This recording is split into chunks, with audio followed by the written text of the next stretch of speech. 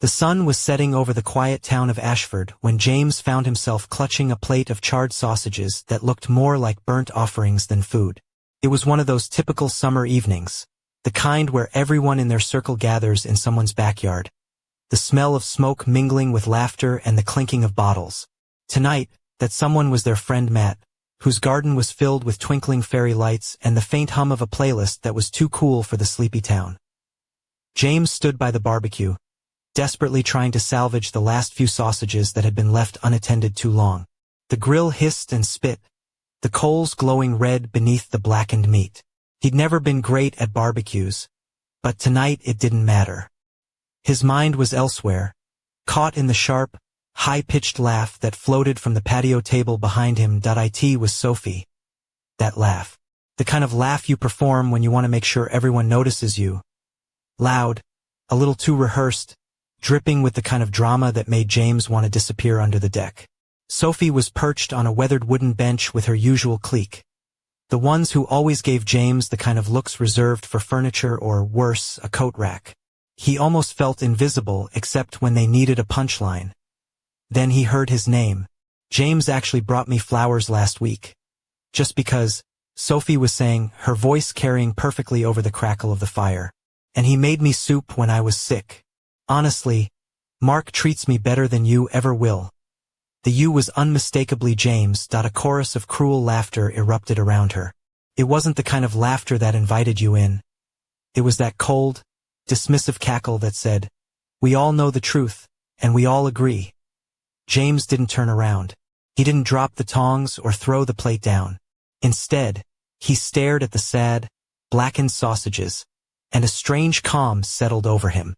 A small, almost imperceptible smile tugged at the corner of his mouth.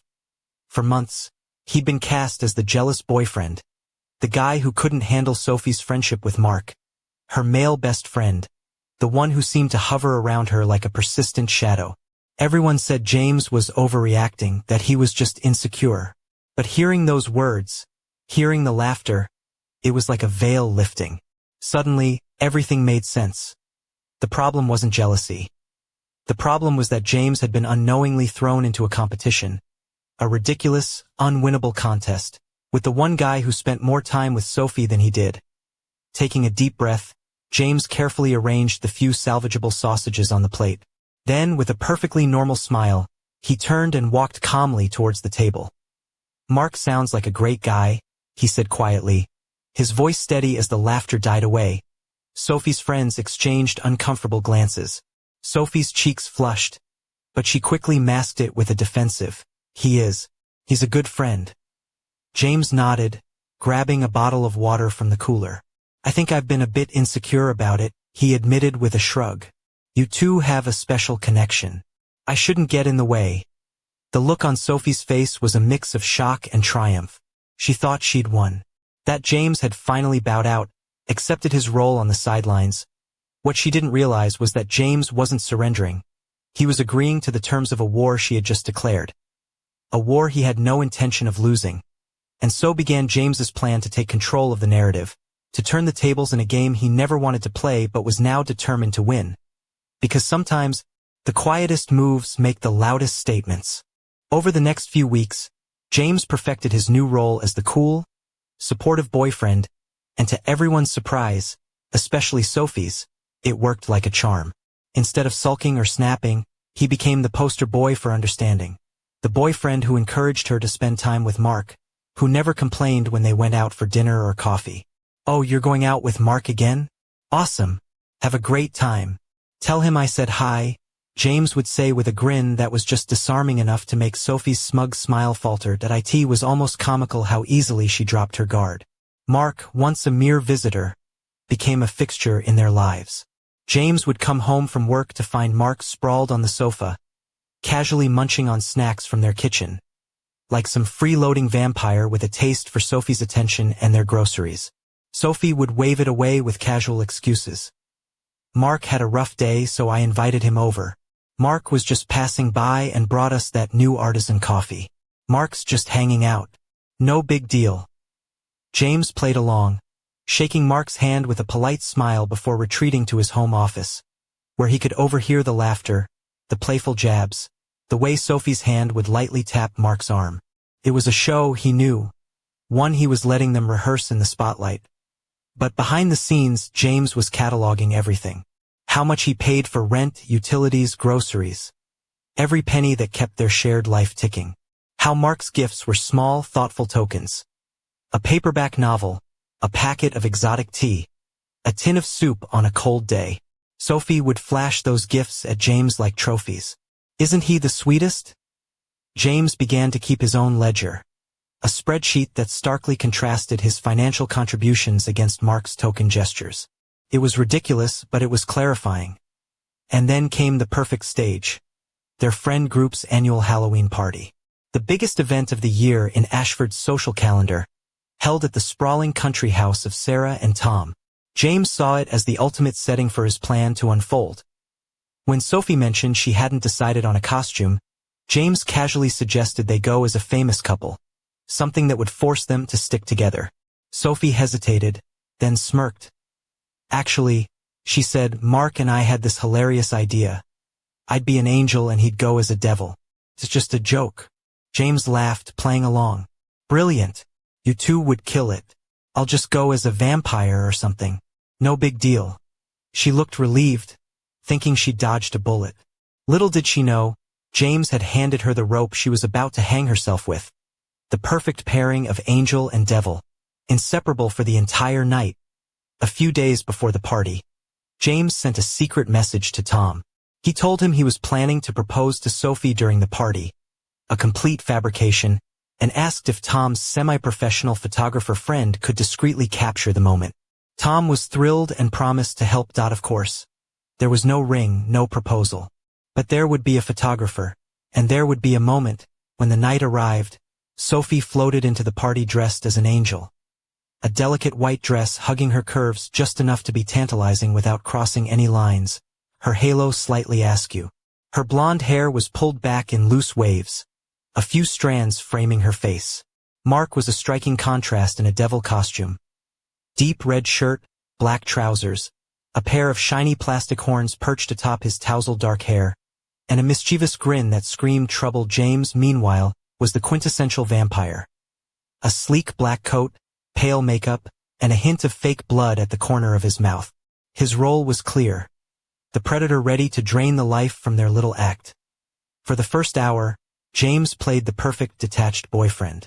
He got Sophie drinks, complimented her costume with a casual charm, then let her slip away into Mark's orbit like a dog, released from its leash. Every time Mark's glass emptied, James was there with another drink or a round of shots. Come on, mate, you're not drinking fast enough, he joked, grinning as Mark eagerly accepted each one. The two of them clinked glasses. Mark was convinced they were buddies. By 11 p.m. Mark was exactly where James wanted him. Loud, overconfident, and visibly sloppy. Sophie laughed at everything Mark said, utterly oblivious to the line he was about to cross. Across the room, Tom gave James a subtle nod. The photographer was in position, pretending to snap candid shots. James moved to a group of friends, turning his back to Sophie and Mark, but keeping them in sight. It was all about illusion, pretending not to watch while giving Mark the green light. Mark leaned in close to Sophie, his hands sliding possessively down her back. She smiled, thinking it was just harmless flirting. Then he whispered something in her ear. Her smile faltered for a second, and then he made his move. A drunken, sloppy kiss attempt. Right there, in the middle of the crowded living room, bathed in the glow of fairy lights with 20 stunned faces watching. The photographer's flash went off twice, capturing every awkward moment. The room went silent. Sophie shoved Mark back hard, her angelic mask cracking into a mix of horror and humiliation. Mark stumbled like a scolded dog, confusion plastered across his face. The friends who had laughed at James weeks ago now stared, mouths agape. Sophie's eyes darted around until they landed on James, who stood with his back to her, watching calmly, her expression twisted from shock to fury. She stormed over, grabbing James's arm. Did you see that? She hissed. James turned slowly, feigning confusion. See what? I was talking to Mike. Sophie's voice cracked with desperation.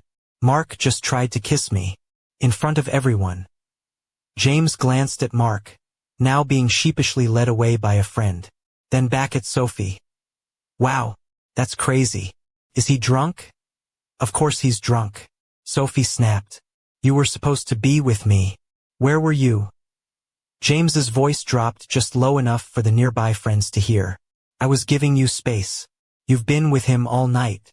I didn't want to be the jealous boyfriend. Sophie's face crumpled. No argument. No comeback.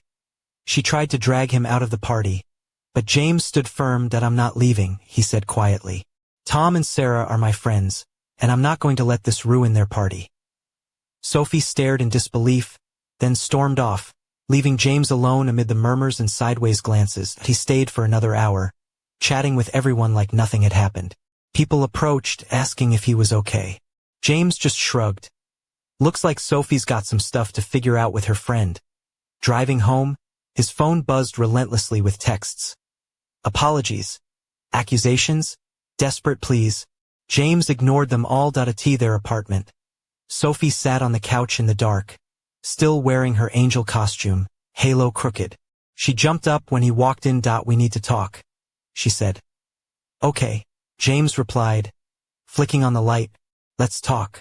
Sophie launched into a furious tirade, her voice trembling with a mix of anger and desperation. It's all Mark's fault. He crossed the line. He's disgusting. I never gave him any indication I was interested. He took advantage of our friendship. Her eyes flashed with hurt, but then the blame shifted, creeping toward James. But you weren't there when I needed you.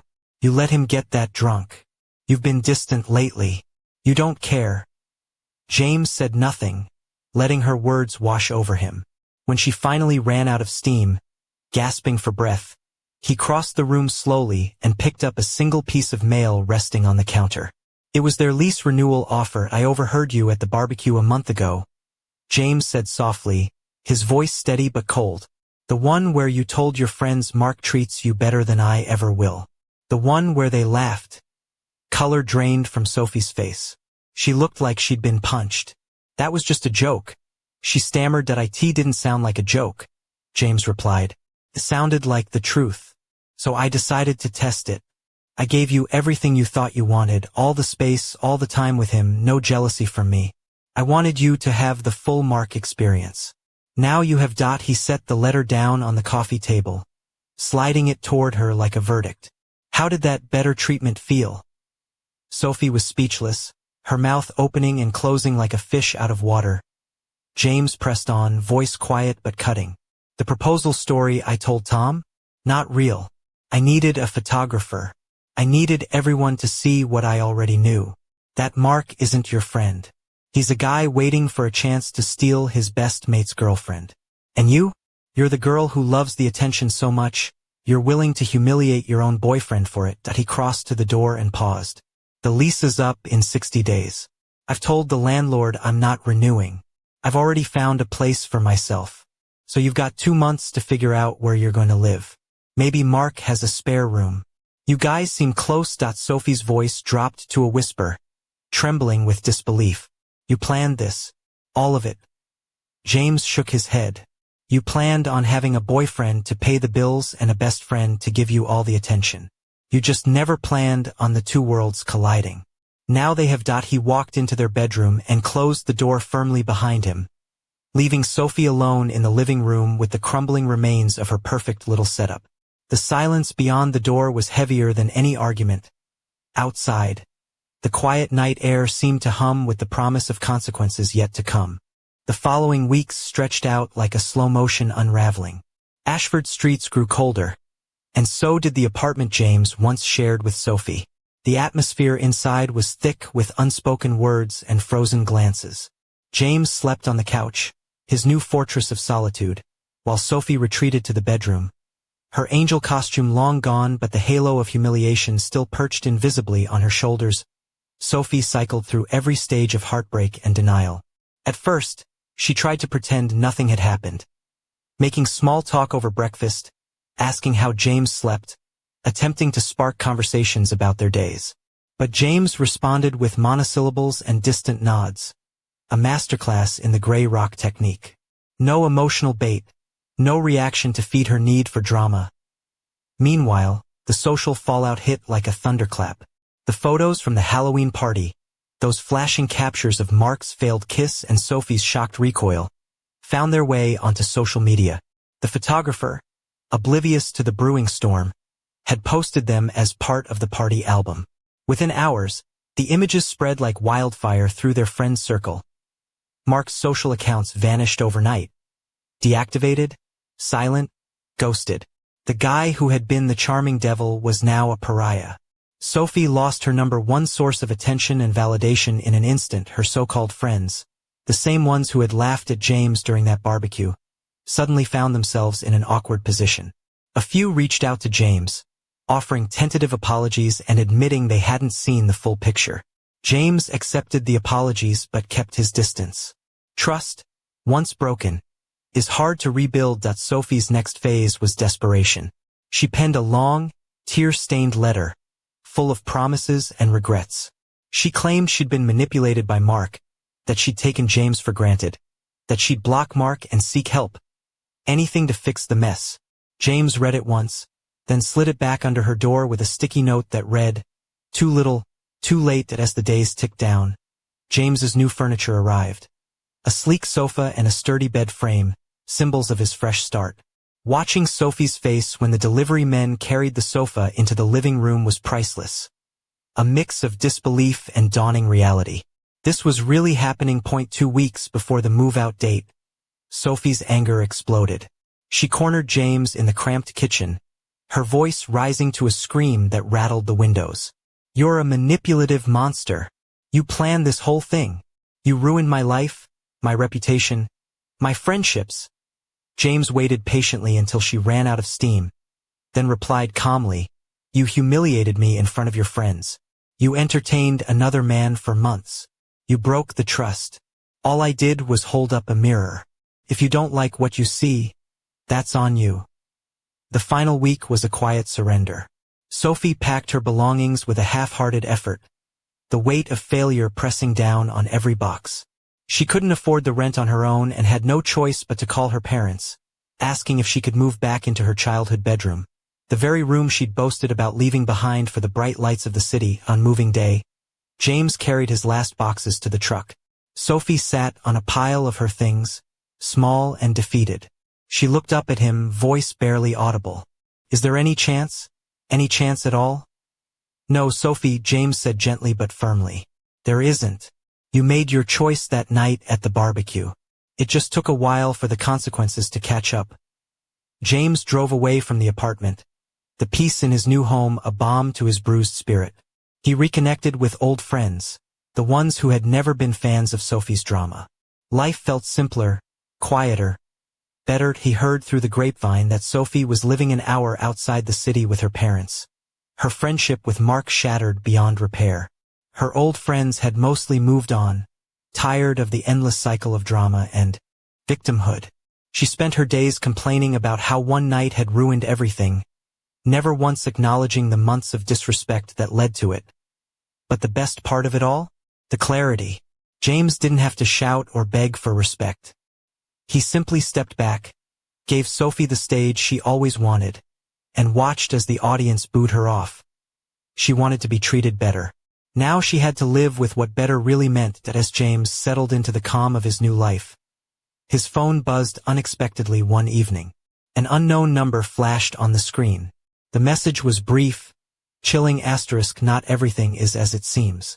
Watch your back." And just like that, the quiet was shattered. What had James missed? Who was watching? And what storm was about to break next? The message lingered on James's screen like a shadow refusing to fade. He stared at those words. "Not everything is as it seems. Watch your back." Feeling the sudden weight of unease settle deep in his chest. Ashford had always been a quiet town where the biggest crime was someone stealing the last scone at the cafe. But now the calm was cracking. That night, James lay awake in his new apartment, the city lights casting thin stripes across the walls. He ran through every possible meaning of the cryptic text. Was it a prank? A threat? Or something worse? Someone stirring up trouble from the shadows? The next morning, he decided to retrace his steps, revisiting the people tangled in the mess with Sophie and Mark. First, he called Tom, the host of that fateful Halloween party. Did anyone else seem off that night? James asked, trying to keep his voice even. Tom hesitated, then sighed. Now that you mention it, yeah. There was this guy I didn't recognize, hung around on the edges, taking pictures. Not our usual photographer. Thought maybe he was a journalist or something. James frowned. Could he have seen more than we thought? Maybe, but no one else mentioned him since. The pieces didn't fit neatly, and James felt the old itch of paranoia creeping back. He wasn't just dealing with a jealous girlfriend and a cheating friend anymore. Something bigger was stirring in Ashford's quiet streets. Later that day, James stopped by the local coffee shop, hoping a change of scenery would clear his mind. The barista, a sharp-eyed woman named Laura, slid a cup of black coffee across the counter with a knowing smile. "Rough night?" she asked. James nodded, hesitating. "Do you ever feel like people aren't who they say they are?